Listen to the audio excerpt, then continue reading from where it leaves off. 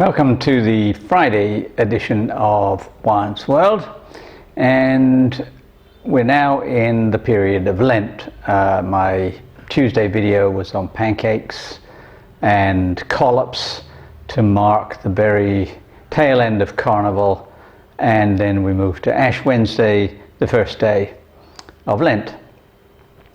And I've already talked about Lent in a couple of videos, and I'll put a link to them in the description below.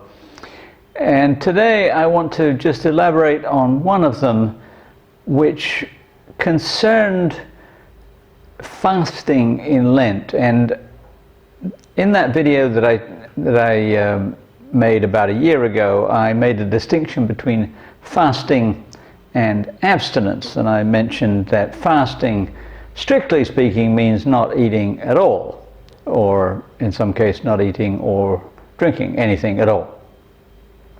And that abstinence was a deliberate discipline to abstain from some foods, but not all. And so, strictly speaking, fasting in Lent is really abstinence. But I'm going to gloss over that and just use the term fasting as a general term, as it is ecclesiastically. And there is a difference between fast days and feast days. And one of the things that I've always been very careful about is to balance the two, to have times when I abstain from certain foods and times when I indulge. And the simple reason is that if you indulge all the time, it's, well, I wouldn't say boring, kind of monotonous, but if you have hills and valleys, then you appreciate both. And I've also talked about that in terms of unpacking Christmas, about how you climb up the hill towards Christmas and then you go down the hill after Christmas. And the same is true for Lent, that Lent is the period when you are climbing up the hill towards Easter. And so it's a time of contemplation, it's a time of thinking about the journey towards Easter. And in the both Catholic and Anglican tradition, it's been traditional to fast during that period. And I'm a Presbyterian, and Presbyterians have always been a little reluctant to follow along in that suit. I had a minister who basically said, we don't abstain particularly in Lent because we are strict all the year. so we don't have to be particularly strict in Lent. Well, I think that's all a bit foolish and short-sighted in a lot of ways. That having hills and valleys is good for you, and having seasonal foods is good for you. Have foods that you only eat at Christmas, and they are especially delectable because you have them only once a year. So I want to talk about abstaining in Lent, and particularly I'm thinking about abstaining from meat. And I want to look at what the advantages are, not just individually, but historically what that might have entailed. So let me go down that path.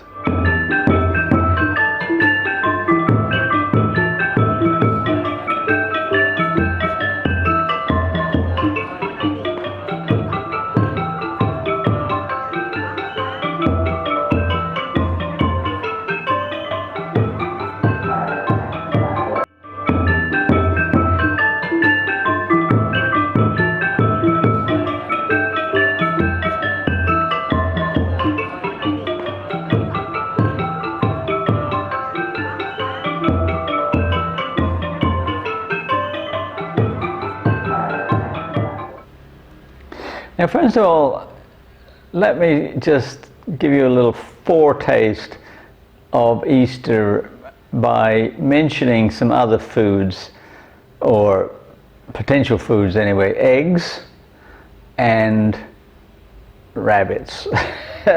Now, we have the Easter bunny and Easter eggs. Not anything to do with the Bible. Now, why is that? Well, I'll talk about that later. And I'll also talk a little bit about having rabbit for your Easter dinner.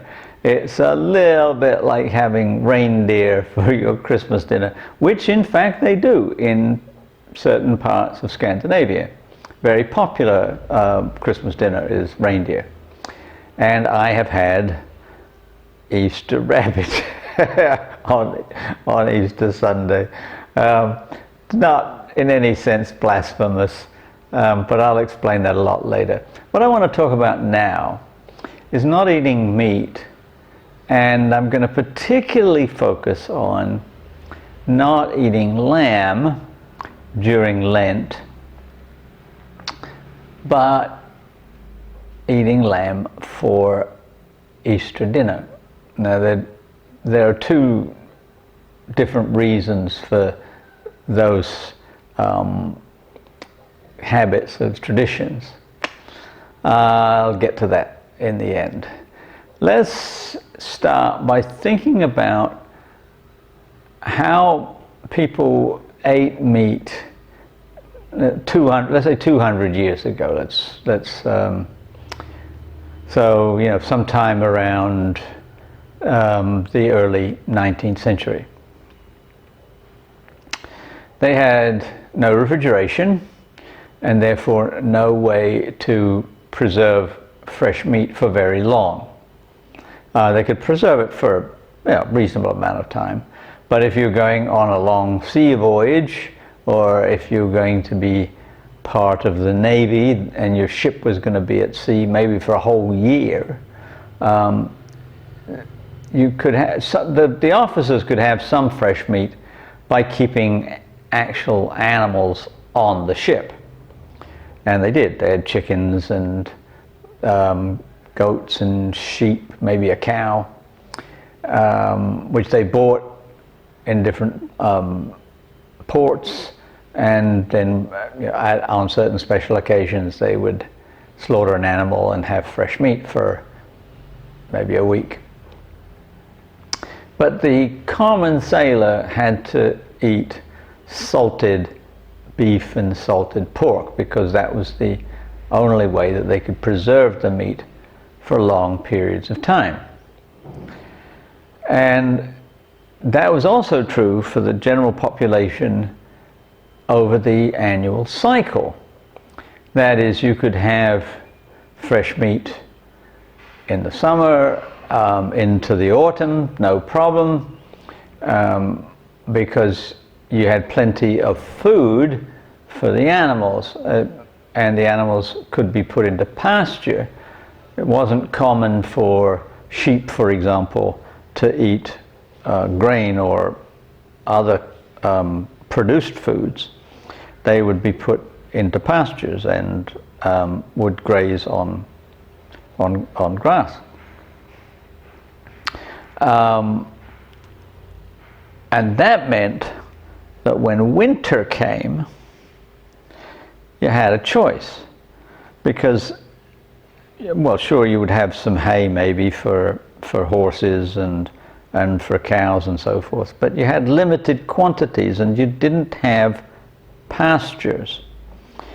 So you'd have to feed them a certain amount of grain, and if you did that, then it would reduce the amount of grain that you had to eat. So the simple solution was to slaughter all the animals that you didn't need to keep alive through the winter. And that included the vast bulk of the male animals, because the males really only had one purpose, and that was to breed. And in the late autumn, you would set your rams out with the ewes, and they would get all the ewes pregnant. So the ewes would go through the winter pregnant. You don't need the ram, so he's gone. Same with pigs. You can make sure that all of your sows are pregnant, and then you have boar's head for Christmas. And you can have fresh meat for most of the Christmas season, and salt down or smoke or in some ways preserve the rest of the meat. But by right around now, then whatever meat that you've preserved or put away is running out. But the spring is just around the corner, and the ewes and the sows are starting to give birth. They're little lambs, little piglets, and so you've got potentially really young, fresh meat. All right, so that can be tempting, but it's not a good idea to have your ewes go all the way through the winter, give birth. They usually give birth, certainly in England, I know, they give birth in January into February. So just beginning to get the little lambs now. And it's a very, very difficult time of year for the shepherd, because if you're not careful, the ewes can miscarry, they can give birth in cold, wet places and have trouble and so forth. So the shepherd has to bring them into the fold or into barns where he can look after them, where he can act as the vet / midwife if he has to make sure that as many survive as possible. And the last thing you want to do is to they've got these little tiny lambs or little tiny piglets, and to just, slip one of their throats and take them off to the oven, then you're losing all of the effort and the work you've put in, and when you come to the summer, you don't have any lambs, you don't have any renewal of your flock, because you're talking about really small animals. I'm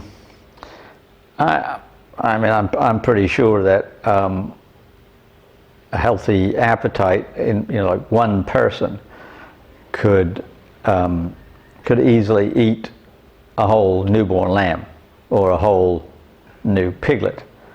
That's a waste. One decent meal, and a whole potential animal is gone. And if you do that 3 or 4 days in a row, and like every shepherd does that 3 or 4 days in a row, you're wiping out your flock.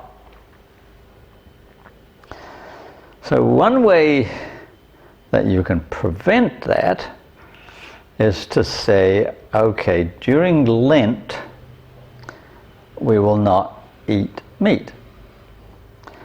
So that no matter how much you're tempted, you can't do it. You at least give them all a head start. That Lent lasts for almost 7 weeks. And so by Easter, a newborn lamb, will be big enough that you can feed more than one family on it.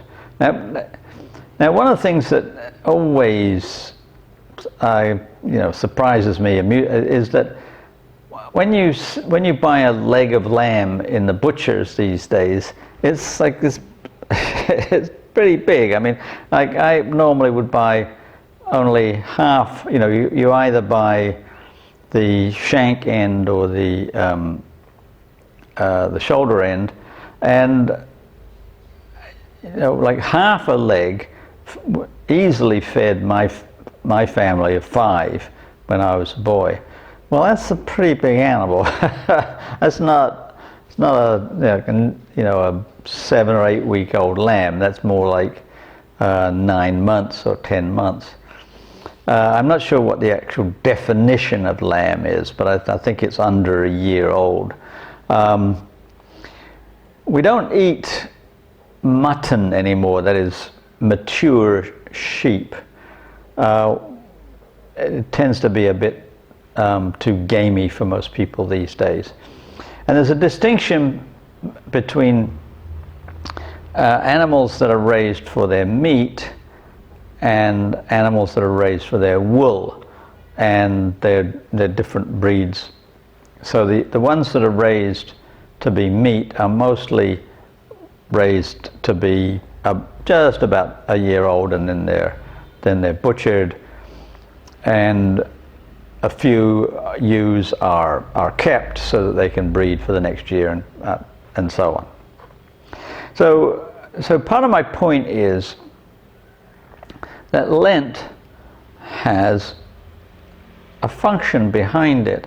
It's allowing people the space to not eat their resources, so that by the time Easter comes, which will be mostly early April, by that time you've got a lot of things to eat. You're not worried so much about, like, I've got to have something to eat, and I've got this little tiny lamb, and that's it, and I don't have much else. I've got potatoes from the year before, and I can make some bread from the wheat I've stored, but I don't have any green vegetables. I don't have peas, or I don't have a lot of things.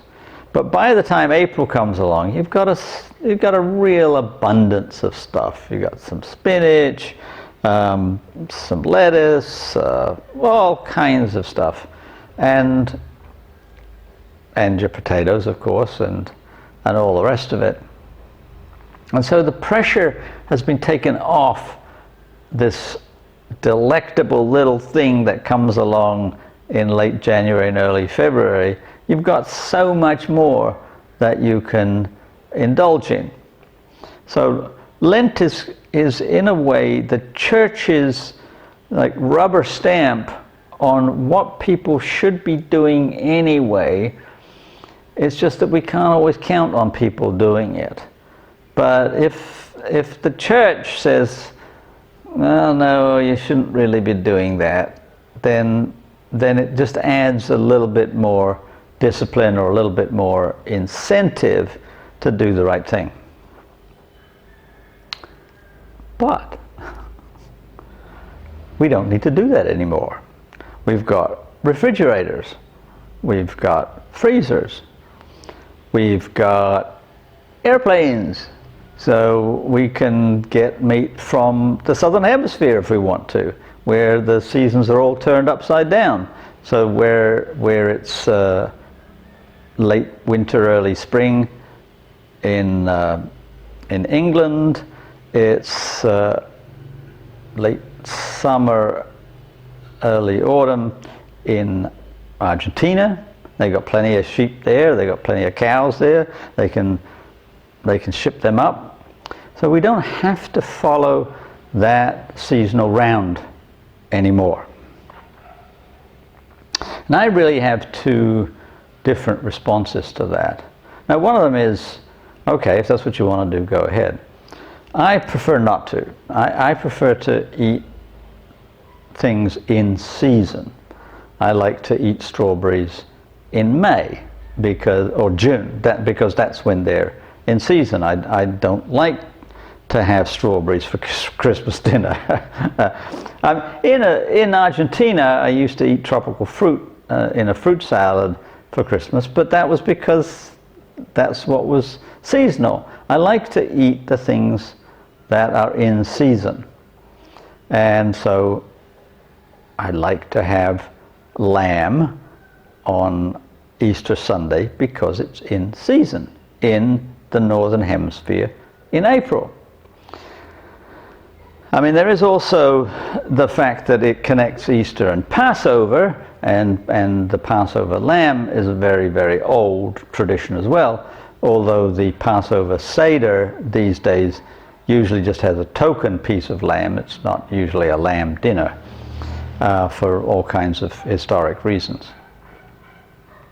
But I like to follow the seasons and to eat things as they are seasonally available.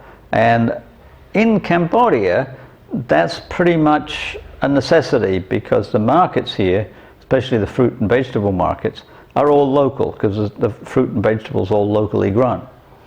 So if you want mangoes out of season, you're out of luck because you're not going to get them. But when they are in season, then I make sure I get them. And I don't know whether it's of any great spiritual value, but it just makes me feel in tune with the world around me.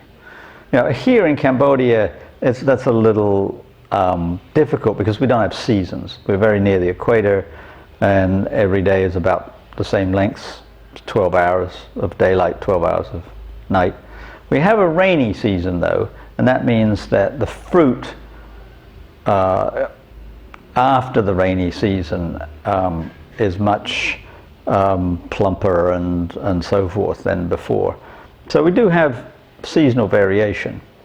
Much more obvious in the far northern hemisphere, where there are times when asparagus is springing up and fresh spring greens and new potatoes, and I just like to follow the seasons in that way. I wouldn't call it a spiritual discipline. I'd say it's just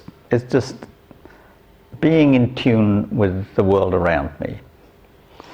So that's my small lesson about lambs and Easter, or lambs and Lent, or not eating meat during Lent. Just one final point.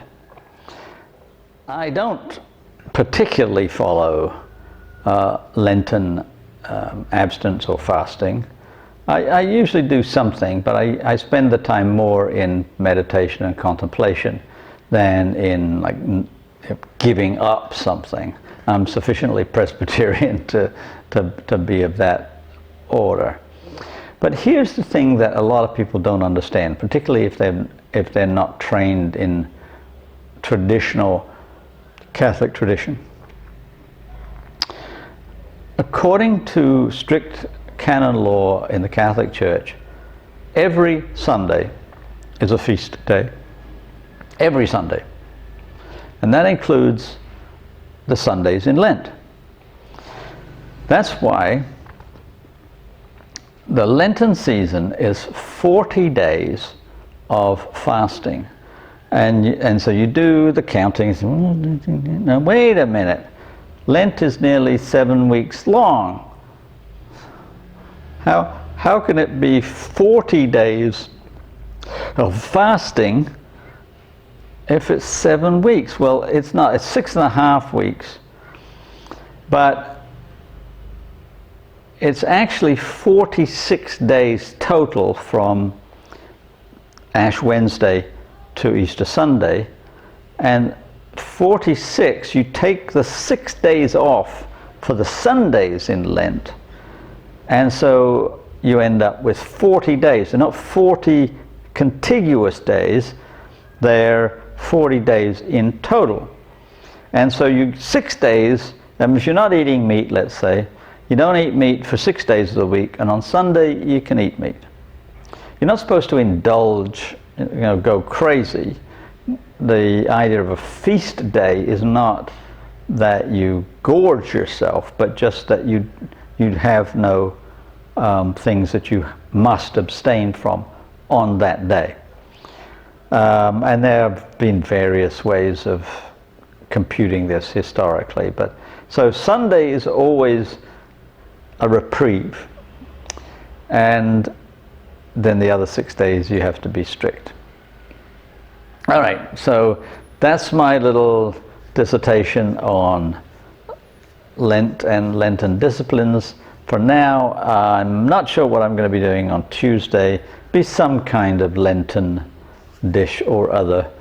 Sounds like lentil. Could be lentil soup, don't know. Anyway, I will see you then, but meanwhile, please like and subscribe, and I wish you a joyous Lenten season.